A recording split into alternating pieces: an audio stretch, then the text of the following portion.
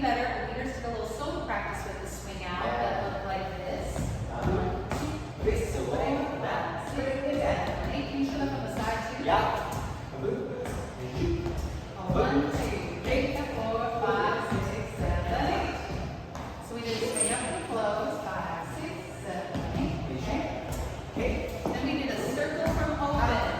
1, 2, 3, 4, 5, 6, 7, 8. Remember, followers, you're going to go past your partner, but you're going to face them at the same time. And leaders, cut right in front of your partner when you're doing a circle from close. Cut right in front of an imaginary partner when you're doing your circle from open. And then the last thing we talked about is once we get out here and open, we don't want to be like this. We want to connect to our frames like this and find our own personal limit. And that's as far as we go. And then the leaders don't have to pull on their partner really hard. It is your last one. And so if I just walk on back, I'm really only. That's all you need to do for a lead. So we'll show it one more time. Swing out and close.